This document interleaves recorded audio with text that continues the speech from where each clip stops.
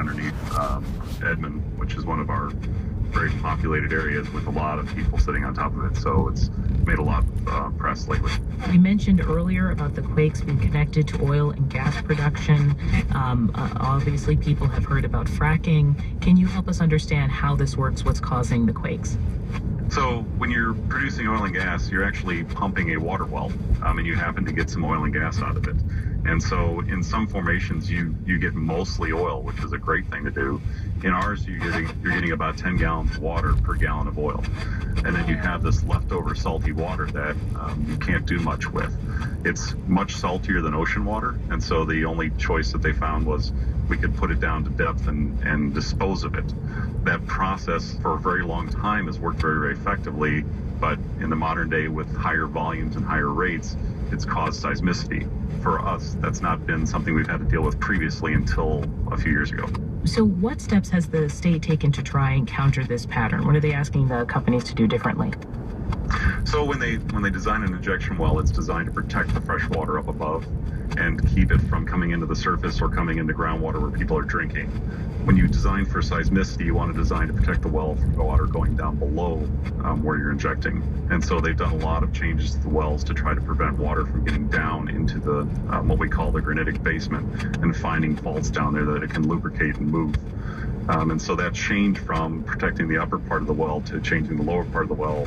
They've put out some mandates saying, we'd like you to modify your wells in these ways if you're in the seismically active areas. Are there any seismologists or researchers out there who still say that the link isn't strong enough, who are denying a connection? There are still some people that the pattern for this type of activity is not a really clean one. It's not, hey, there's an injection well and you made an earthquake right next to it. It's that there's an injection well and miles away there's an earthquake. And so the pattern isn't really simple.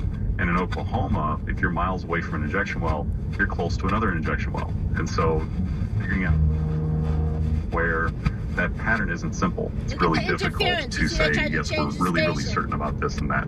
But what you can check is when the rates have been lowered or wells have been shut in, seismicity has dropped. So that's a pretty good indicator that there's that nice connection where you see that those changes in injection have resulted in less seismicity in some areas.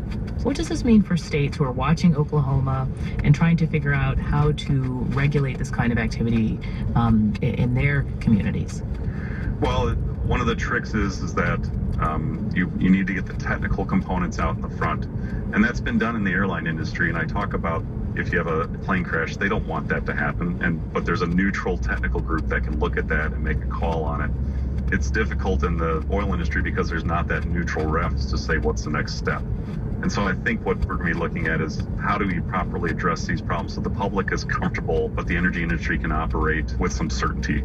And that balance is something that's difficult in the energy industry because there's no referee. Todd Hallahan is a professor in the School of Geology at Oklahoma State. Thank you so much for speaking with us. Thanks for having me. Japanese-style massage by blind South Sudanese.